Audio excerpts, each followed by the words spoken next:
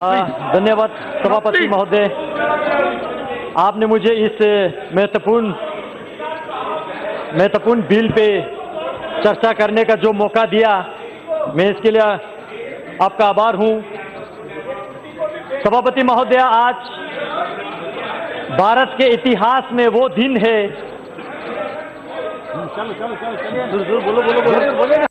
सभापति महोदय, आज भारत के इतिहास में वह दिन है जो गलतियां पंडित जवाहरलाल नेहरू जी के लीडरशिप में कांग्रेसों ने किया, उस गलती का एक रेक्टिफिकेशन होने जा रहा है और हम सब इसका स्वागत करते हैं।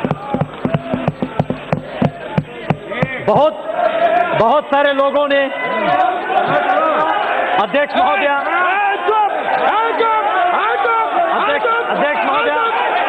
बोलने दीजिए, आप लोगों का मैंने सुना, बहुत बोला आप लोगों ने बोला, बैठिए, बोलने दीजिए, सुनने की क्षमता रखिए, सुनने की क्षमता रखिए। अध्यक्ष जी, बैठिए, आप भी बैठ जाइए, प्लीज बैठ जाइए, आप भी बैठ जाइए, बोलने दीजिए। अध्यक्ष जी, हाँ बोलिए। पूरे चर्चा को मैं अच्छी तरह से सुन रहा था और बहुत लोगों ने, मुझे खुशी हुआ, बहुत लोगों ने लद्दाख, लेह, करगिल का जिक्र किया, लेकिन मैं जानना चाहता हूं क्या वाकई वो लद्दाख जानते हैं ये लोग? आज तक बीते 71 साल, 7 डेकेड्स लद्दाख को बिल्कुल अपनाया नहीं, बिल्कुल फेंक के रखा वहां पे और वक्तव्य दिया इसी सदन में। वो जमीन है का टुकड़ा है जहां पे एक तिनका का घास नहीं उगते हैं। ऐसे वक्तव्य देने वाले क्या लद्दाख को समझते हैं? क्या लद्दाख के विशेष संस्कृति को जानते हैं?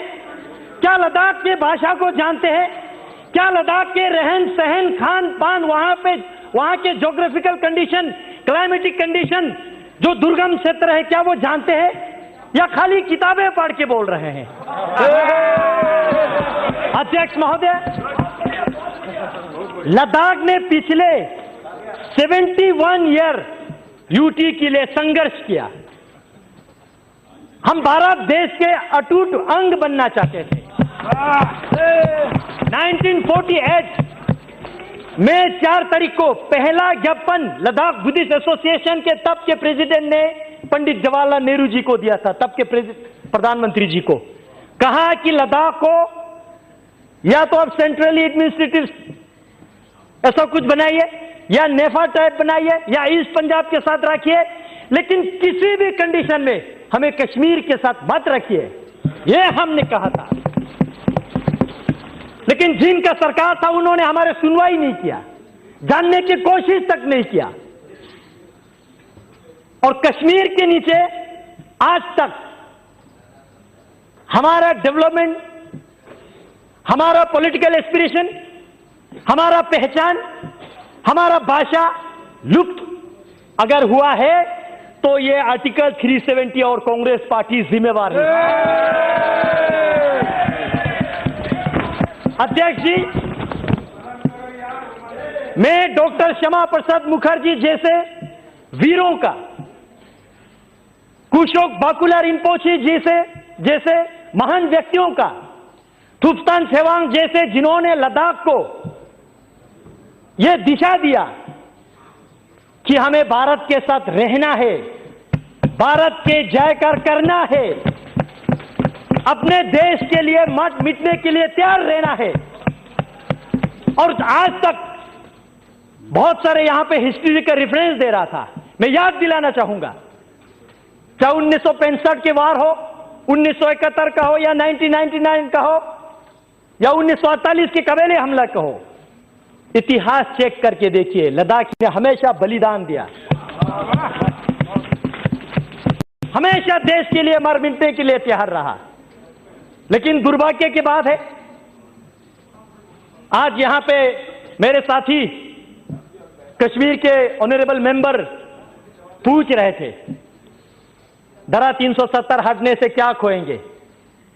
मैं एक चीज जरूर कहना चाहूंगा, एक चीज जरूर खोएंगे वहां, 2 परिवार का रोजी रोटी खोएंगे और कुछ नहीं खोएंगे।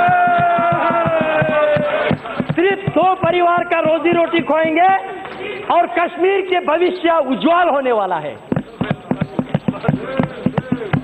सभापति महोदय करगिल के जिक्र कर रहा था यहां पे और सदन को मिसलीड करने की कोशिश कर रहा था। मैं करगिल से चुन के आता हूं, मैं गर्व से कहता हूं करगिल वालों ने यूटी के लिए वोट दिया है। मैं याद दिलाना चाहता हूं सदन को 2014 के पार्लियामेंट्री इलेक्शन में यूटी हमारे लद्दाख के टॉप मैनिफेस्टो पे था और लद्दाख वालों ने मेजॉरिटी ने यूटी के लिए वोट दिया। 2019 के इलेक्शन में फिर हमने यूटी को इलेक्शन मैनिफेस्टो में लेके आया और हमने दोनों डिस्ट्रिक्ट में, चाहे बुद्धिस्ट का हो चाहे मुस्लिम का हो, दोनों डिस्ट्रिक्ट में, लेह का हो करगिल का हो, हर क्षेत्र में हर लोगों के दरवाजे पे जाके हमने लोगों को यूटी समझाया ये क्या है और लोगों ने बड़ी बहुमत के साथ आज तक लद्दाख में जितना भी पार्लियामेंट्री इलेक्शन हुआ है रिकॉर्ड मार्जिन के साथ ये सदन में मुझे आने का लोगों ने अवसर दिया। लोगों ने नरेंद्र मोदी जी के सरकार पे विश्वास किया। लोगों ने इस यूटी को स्वागत किया। आज करगिल की बात कर रहे हैं, क्या वो जानते हैं ये करगिल? मुझे इस सदन में कहने के कोई संकोच नहीं है। तब के गृह मंत्री माननीय राजनाथ सिंह जी अब ले पधारे थे। All party parliamentary delegation Jammu गए थे, कश्मीर गए थे और आप ले आए थे तब के होम सेक्रेटरी के साथ। पूरे लद्दाख के हर पॉलिटिकल पार्टीज के, बीजेपी, कांग्रेस, पीडीपी, एनसी लेके, मैं कश्मीर की बात नहीं कर रहा हूं, वहां अलग वातावरण है, मैं लेके बात कर रहा हूं। और साथ ही साथ हर रिलीजियस ऑर्गेनाइजेशन के, चाहे लद्दाख बुद्धिस्ट एसोसिएशन हो, अंजुमन इमामिया एसोसिएशन हो या मोनुल इस्लाम हो, क्रिश्चियन एसोसिएशन हो, हिंदू महासभा हो, सबने एक ही आवाज में कहा कि हमें यूटी चाहिए। राजनाथ सिंह जी पूछ रहे थे और क्या चाहिए बोलो, और हमने कहा और कुछ नहीं चाहिए, सिर्फ यूटी चाहिए। हमने ये कहा था। आज अध्यक्ष जी सुनने की क्षमता रखिए, सुनने की क्षमता रखिए, अभी तो टीलर है, सुनने की क्षमता रखिए। अध्यक्ष जी, लेकिन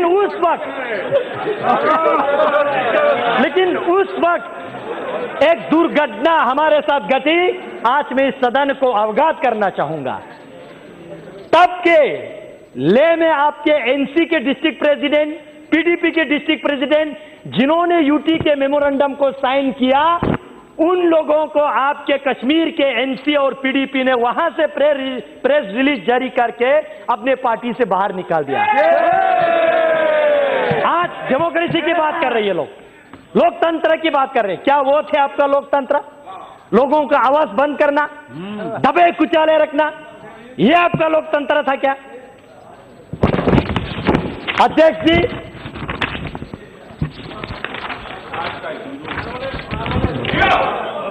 जी, मैं कल 11 बजे राज्यसभा के चर्चा शुरू होने से अभी तक मैं सुन रहा था, बहुत लोगों ने इक्वलिटी की बात किया। धारा 370 जाएगा तो जम्मू कश्मीर में इक्वलिटी नहीं रहेगा, ये होगा वो होगा। मैं सदन से पूछना चाहता हूं, आपके माध्यम से इस सदन में मैं उनको पूछना चाहता हूं जो ऐसा वक्तव्य देते हैं। आपने जब भारत सरकार से फंड लेते समय जम्मू कश्मीर लद्दाख तीनों क्षेत्र आप फंड लेके जाते हो, जब लद्दाख में विकास करने के लिए आते हो तो पूरे लद्दाख के फंड आप कश्मीर में खा जाते हो। क्या ये आपका इक्वालिटी है? क्या ये है आपका इक्वालिटी? जम्मू कश्मीर में 2 कैपिटल है, एक समर कैपिटल और एक विंटर कैपिटल। मैं पर्टिकुलरली मेंशन करके मैं आपको कह रहा हूं, दोनों वहां पे सिविल सेक्रेटरीट है। आप डेटा खोल के देखिए, उस सिविल सेक्रेटरीट में लद्दाख के कितना मुलाजिम है। क्या यह है आपका इक्वालिटी? अगर आप 1000 एम्प्लॉयज क्रिएट करते हो, जॉब क्रिएट करते हो, जम्मू वाले तो खैर लाट झगड़ के कुछ ले लेते हैं, लेकिन लद्दाख वालों को 10 नौकरियां भी आप नहीं देते। क्या यह है आपका इक्वालिटी? हसनैन मसूदी जी यूनिवर्सिटीज की बात कर रहे थे। मैं उनके साथ कांग्रेस वालों को याद दिलाना चाहता हूं। मैं कांग्रेस वालों को याद दिलाना चाहता हूं, आपने 2011 में कश्मीर में आपने एक सेंट्रल यूनिवर्सिटी दिया, जम्मू में एक सेंट्रल यूनिवर्सिटी दिया। जम्मू वालों ने लाट झगड़ के दिया नहीं, लाट झगड़ के लिया। लेकिन उस वक्त में स्टूडेंट यूनियन का लीडर था। हमने जम्मू में जितने पढ़ाई करने वाले स्टूडेंट को रोड पे लाके इनके खिलाफ काले पट्टी बांध के हमने सेंट्रल यूनिवर्सिटी का मांग किया। लद्दाख में एक भी हायर एजुकेशन के इंस्टीट्यूशन इन्होंने नहीं दिया। क्या यह है आपका इक्वालिटी? यह है आपका इक्वालिटी? हाल ही में यूनिवर्सिटी दिया तो नरेंद्र मोदी जी ने दिया।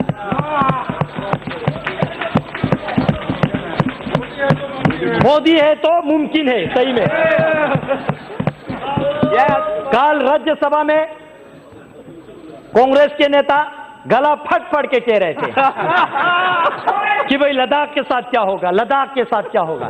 मैं जानना चाहता हूं अध्यक्ष महोदय, आपके माध्यम से मैं जानना चाहता हूं, जब आप 2008 में जम्मू कश्मीर के चीफ मिनिस्टर थे, आपने वहां पे 8 नया डिस्ट्रिक्ट बनाया, जिला 4 आपने कश्मीर को दिया, तो जम्मू वालों ने लड़ाई किया तो 4 देना पड़ा।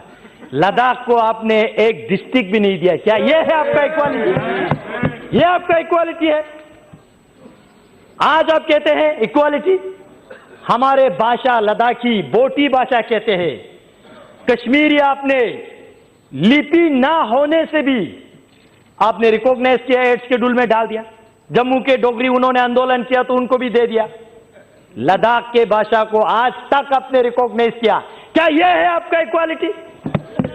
अध्यक्ष जी, सेक्युलरिज्म और डेमोग्राफी की बात किया जा रहा है यहां पे। मैं जानना चाहता हूं, जिस कश्मीरी पंडितों को आपने इस धारा 370 के मिसयूज करते हुए लात मार के रातों रात निकाल दिया, क्या यह है आपका सेक्युलरिज्म? यह है आपका सेक्युलरिज्म? इसी धारा 370 को आपने मिसयूज करते हुए काल वक्तव्य दे रहे गर्व से। लद्दाख में पहले बौद्ध संख्या ज्यादा था, आज मुस्लिम संख्या ज्यादा है। मैं अफसोस के साथ कहना चाहता हूं, यह आपने धारा 370 को मिसयूज करके जम्मू कश्मीर में आपने बुद्धिस्ट को खत्म करने की कोशिश किया। यह है आपका डेमोग्राफिक मेंटेन, यह है आपके सेक्युलरिज्म। अध्यक्ष महोदय,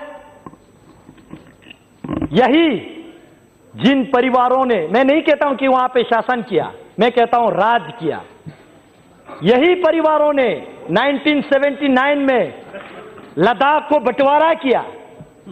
बुद्धिस्ट मेजोरिटी के साथ लेह डिस्ट्रिक्ट, मुस्लिम मेजोरिटी के साथ करगिल डिस्ट्रिक्ट, और हम दोनों भाइयों को लड़वाया आज तक। यह है आपका सेक्युलरिज्म? फूट डालो, राज करो। क्या यह है आपका सेक्युलरिज्म? आज करगिल की जिक्र कर रहे थे, कह रहे थे करगिल बंद है। किसने कहा आपको करगिल बंद है? जानने की कोशिश कीजिए। मैं हूं लद्दाख से, मैं चुन के आ रहा हूं, आप नहीं आ रहा लद्दाख से। आप बैठिए, आप आराम से बैठिए, आप बैठिए। भाई साहब, आज तक आप लोगों ने बोला, आज हमारा बोलने का मौका है। बैठिए, बैठिए, आप मोदी शासन है, बैठिए। ये सिर्फ एक रोड और छोटा सा मार्केट को करगिल समझ बैठे हैं। भाई साहब, अगर आपको कारगिल देखना है तो जांस्कार जाइए, वाखा मुलबेक शारगोल जाइए, आर्यन वैली जाइए, दर्शिक गरखोन देखिए। 70% कारगिल के एरियाज जो है, वहां के लोग जो है आज इस डिसीजन को वेलकम करते हैं, इस बिल के समर्थन करते हैं।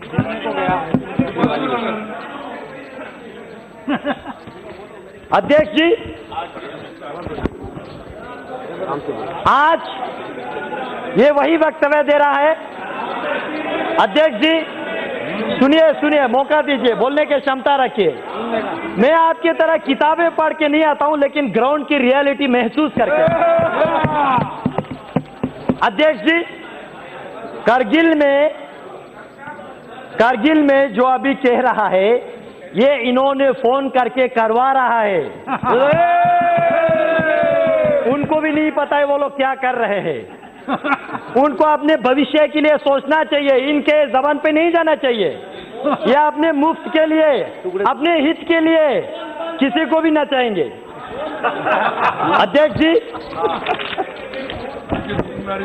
और हीरो अध्यक्ष महोदय, बैठिए बैठिए, सुनने की क्षमता रखिए। अध्यक्ष जी, आज से 66 वर्ष पहले जनसंघ के संस्थापक डॉक्टर श्यामा प्रसाद मुखर्जी ने 1953 में जो उन्होंने संघर्ष लिया, एक देश में 2 विधान, 2 निशान और 2 प्रधान, नहीं चलेगा, नहीं चलेगा। और इसी के संकल्प में मैं गर्व के साथ कहता हूं, इनको नहीं पता लद्दाख वालों ने अभी क्या किया आज तक।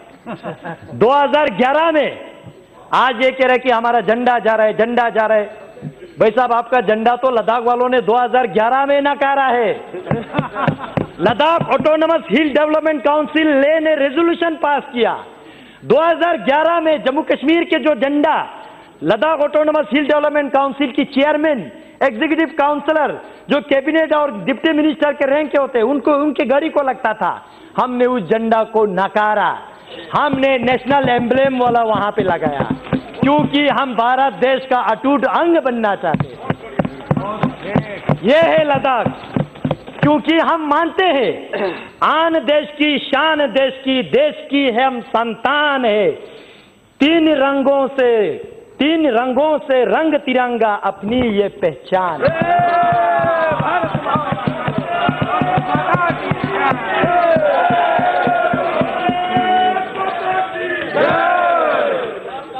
अध्यक्ष जी, बड़े आयरनिकल बात है, पंचायत इलेक्शन में पार्टिसिपेट नहीं करेंगे और जब अपने कुर्सी के बारे आएंगे तो पार्टिसिपेट करेंगे। ग्रास रूट डेमोक्रेसी नहीं आने देंगे, लेकिन अपने घर का रोटी चलना चाहिए। ऐसा विचारधारा हम एक्सेप्ट स्वीकार नहीं करेंगे। अध्यक्ष जी, जो कुछ लोग, जो मैं बार बार 2 परिवार की जिक्र कर रहा हूं, ये परिवारें जो है कश्मीर के मुद्दा जो ढिंडोरा पीट रहा है, वो समाधान चाहने वालों में से नहीं है। They are the parts of problem. वो इस प्रॉब्लम का, इस समस्या का पार्ट बन चुके हैं, अंग बन चुके हैं। नशे में है वो आज भी समझ रहे कि कश्मीर तो मेरा बाप का जागीर है। नहीं रहा, नहीं है। अध्यक्ष जी, मैं अंत में इसको कंक्लूड करने से पहले मैं भारत सरकार को धन्यवाद देना चाहता हूं। श्री नरेंद्र मोदी जी को, गृह मंत्री जी माननीय अमित शाह जी को और पूरे सहयोगी दल को, और जिनका दल नहीं है लेकिन इस बिल के फेवर में आने वाले हैं, उन लोगों को भी मैं पूरे लद्दाख के निवासियों की ओर से धन्यवाद देना चाहता हूं, क्योंकि आज पहली बार इस भारत के इतिहास में लद्दाखियों के सेंटिमेंट को, एस्पिरेशन को सुना जा रहा है। उस लद्दाख के जो चीन के साथ, पाकिस्तान के साथ सीमाएं लगते हैं, उस लद्दाख के महत्वपूर्ण को समझ रहे हैं। इस सरकार में इस बिल को हम वेलकम करते हैं और हम एक अंत में, जो लोग अभी तक कंफ्यूज में, उनको एक रिक्वेस्ट छोटा सा करता है। देश के लिए प्यार है तो जताया करो, देश के लिए प्यार है तो जताया करो, किसी का इंतजार मत करो। गर्व से बोलो जय हिंद, अभिमान से कहो भारतीय है हम, स्वाभिमान से कहो भारत माता की जय और वर्तमान में करो इस बिल का समर्थन। बहुत बहुत धन्यवाद अध्यक्ष।